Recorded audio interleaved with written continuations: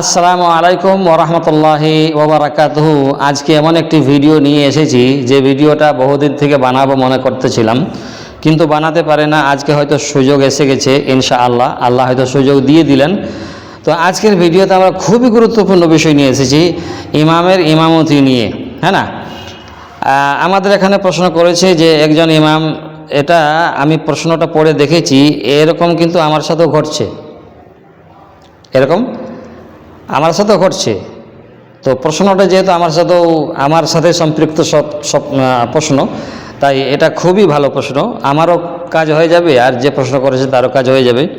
প্রশ্ন কি করেছে যে একজন শুধু মাওলানা এক মসজিদে ইমামতির কাজ করে, তার বেশ কয়েকটা ছোট বড় সূরা মুখস্থ আছে, আর সেই গ্রামে হাফিজও আছে। এখন জানি না তারা কিভাবে এ কথার প্রচার করছে যে আমাদের মসজিদে বর্তমানে যে ইমাম আছে তার কেরাত শুদ্ধ, তার পড়াশোনা শুদ্ধ, কিন্তু আমাদের নামাজ তার পিছনে আমাদের নামাজ হবে না। কেন না আমরা তার থেকে বেশি সূরা, কোরআনের বেশি জায়গা মুখস্থ, অর্থাৎ আমরা হাফিজ, তাই তার পিছনে আমাদের নামাজ হবে না, সাধারণ মানুষের নামাজ হয়ে যাবে।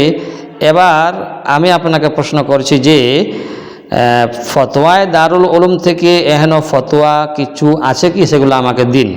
তো দেখুন, এখানে আমরা বলবো ফতোয়ায় দারুল উলুমের কথাও বলবো, এবং হিদায়া, ফতহুল কাদির, বেহেশতি জওয়ার, ফতোয়া আলমগিরি, ফতোয়া দারুল উলুম দেওবন্দ, ফতোয়া রশিদিয়া, 1, 2, 3, 4, 5, 6 সংস্থা, ইসলামী সংস্থার ফতোয়ার কথা আমরা আজকে বলবো। যে লোকটি এই কথা বলেছে যে আমি হাফিজ, আমি তার থেকে বেশি সূরা জানি, তার থেকে আমার বেশি কোরআন মুখস্থ আছে, তার জন্য আমার নামাজ তার পেছনে হবে না, তাকে আপনারা বলবেন কি বলবেন? একেবারে দেখে দেখে প্রমাণসহ বলবো। দেখুন, ইমামের ফরজ কিরাত ঠিক থাকা, তাজবিদ, এটি হলো একটি শর্ত। ইমামতি করার জন্য তার কেরাত শুদ্ধ থাকবে, বিশুদ্ধ থাকতে হবে। ইমামের বেশি সূরা মুখস্থ থাকা শর্ত নয়, ইমামের বেশি সূরা মুখস্থ থাকা শর্ত নয়। তো এখন প্রশ্ন হলো, ওকে আমি মুক্তাদি ধরে নিচ্ছি যে বলেছে এসব কথা, মুক্তাদিরা বেশি সূরা জানে, এতে ইমামতি নষ্ট হয় না। জি, দারুল উলুম দেওবন্দ ফতোয়া কি বলছে? দারুল উলুম দেওবন্দের ফতোয়া নম্বর, মূল আরবি উর্দু বলা হয়েছে, ইমামুন আকাল্লাল হেফজা ওয়াল মুআজ্জানু আকসারু হেফজা আসসালাতু জায়েজুন, অর্থাৎ ইমাম কম মুখস্থ আছে, মুক্তাদি বেশি মুখস্থ, তবুও নামাজ জায়েজ, কোনো সমস্যা নেই। এটি বারবার তাদের ফতোয়া বিভাগে এসেছে। দারুল উলুম দেওবন্দের ফতোয়া বিভাগে এই প্রশ্নটা বারবার করা হয়েছে। এখানে বলা হয়েছে যে বারবার এই ফতোয়া আমাদের কাছে, এই মাসআলা আমাদের কাছে এসেছে। কারণ ইমামতির মূল শর্ত কি জানেন? ইমামতির মূল শর্ত হলো সঠিক কেরাত, শুদ্ধ এবং বিশুদ্ধ কেরাত হতে হবে। বেশি সূরা জানে এটা ইমামতির শর্ত নয়, বেশি সূরা মুখস্থ থাকাটা, বেশি সূরা জানাটা, এটা ইমামতির শর্ত নয়। এবার চলুন, রসুলের যুগে কি হতো। 3 নম্বর কথা আমরা বলবো, রাসূলুল্লাহ সাল্লাল্লাহু আলাইহি ওয়াসাল্লামের যুগে অনেক মুক্তাদি ইমামের চেয়ে বেশি কোরআন জানতো, তবুও তারা তাদের পিছনে নামাজ পড়েছে। হাদিস কোথায়? হাদিস, সাহাবীদের মধ্যে যারা নবীজির পিছনে নামাজ পড়তেন অনেকেই বেশি সূরা জানতেন রসুলের থেকে। চিন্তা করুন, অল্প সূরা জানা সাহাবীরাও ইমামতি করেছেন। দেখুন, সাহাবীদের মধ্যে যারা নবীজির পিছনে নামাজ পড়েছেন, সাহাবাদের মধ্যে যারা নবীজির পেছনে নামাজ পড়তেন অনেকেই তাদের মধ্যে বেশি সূরা জানতেন নবীজির থেকে, নবীজির পিছনে যেহেতু নামাজ পড়ছেন। হ্যাঁ না, অল্প সূরা জানা সাহাবীরাও কিন্তু ইমাম হয়েছেন। বুখারী শরীফে এটা প্রমাণ রয়েছে। 4 নম্বর কথা হলো, ইমামের পিছনে নামাজ শুদ্ধ হবে না বলা, এটা বড় গুনাহ। এই যে বলছে না কাটমুল্লারা যে এই ইমামের পিছনে আমাদের নামাজ হবে না, আমরা সূরা বেশি জানি, আমাদের কোরআন বেশি মুখস্থ আছে, তার কোরআন কম মুখস্থ আছে, তো এই কথা বলার কারণে তারা গুনাহগার হচ্ছে। অর্থাৎ এখানে দেখা যাচ্ছে তারা যখন প্রমাণ করতে পারছে না, তখন বোঝা যাচ্ছে যে এটা মোছের লড়াই। কি বলেন? এটা মোছের লড়াই। তো এখানে বলা হচ্ছে বরং এটা সমাজে ফিতনা ছড়ানো হচ্ছে, অন্য কিছু না, এবং ইসলামের মূল বিধানের বিরোধী করা হচ্ছে, ইসলামের মূল বিধানের বিরোধী করা হচ্ছে। দেওবন্দের ফতোয়া আছে, দেখুন এখানে উর্দু বলা হয়েছে বিলা সববে সাহিহ इमाम के पीछे नमाज ना मानना व नमाज ना पढ़ना फितना है और नाजायज़ है। তাহলে তারা প্রমাণ দেখ। আমি তো ভিডিওর মাধ্যমে বলতে চাইবো যে যারা বলছে আমার পেছনে নামাজ হবে না, তাদের সূরা বেশি জানা আছে, আমার কম জানা আছে, তো তারা প্রমাণ করুক। আর এই ভিডিওটার প্রমাণ আপনি দেখে নেন কি প্রমাণ দেওয়া হয়েছে। তো ফতোয়ায়ে দারুল উলুমের কথা শুনিয়েছি, এবার আপনারা মানুষের সামনে সরল ভাষায় যেগুলো দেখাতে পারবেন এগুলো দেখাবেন। দেখুন আমি বলে দিচ্ছি, হ্যাঁ না, ফিকহি বিধান সমূহ প্রমাণ সহ একেবারে। ইমাম কম সূরা জানলে নামাজ হবে কি হবে না, চলুন হুকুম কি বলে শরীয়তের।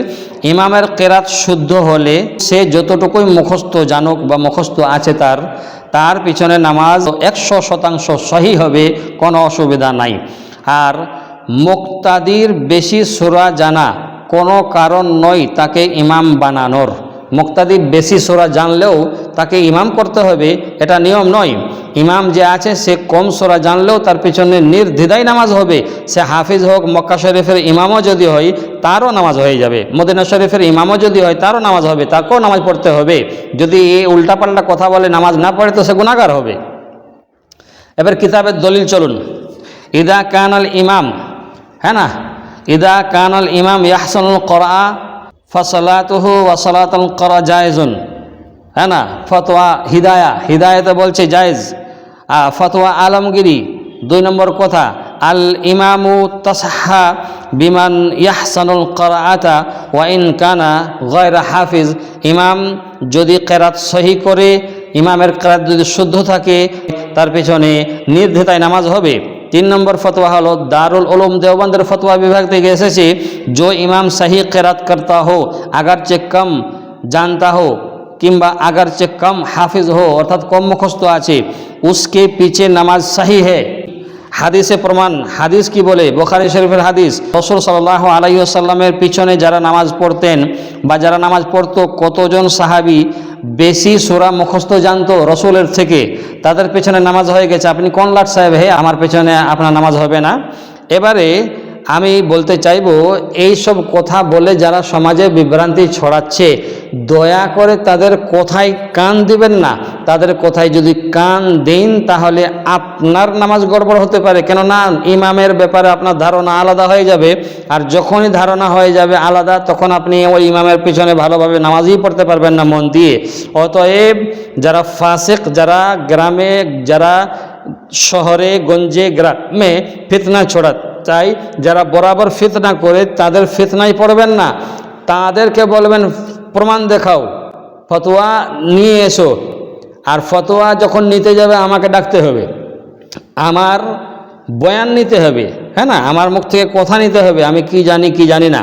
অতএব ক্ষেত্রে এই সব সমাজে বহুল প্রচার চলছে, বহু রকমের মানুষকে কথা বলে বিভ্রান্ত করানো হচ্ছে, বিভ্রান্তি ফেলা হচ্ছে। অতএব আপনারা শুনবেন না, তার কথায় কান দেবেন না। যে ইমাম কম জানে, তার কেরাত ভালো আছে, তার পড়াশোনা শুদ্ধ আছে, তার মাখরাজ সহি আছে, তার পেছনে নামাজ পড়ুন নির্দ্বিধায়, নিশ্চিন্তায়, কোনো অসুবিধা নাই, আপনার নামাজ সঠিক হবে, 100% সঠিক হবে। ফতোয়া আমি দেখিয়ে দিয়েছি। আসসালামু আলাইকুম ওয়া রাহমাতুল্লাহি ওয়া বারাকাতুহু।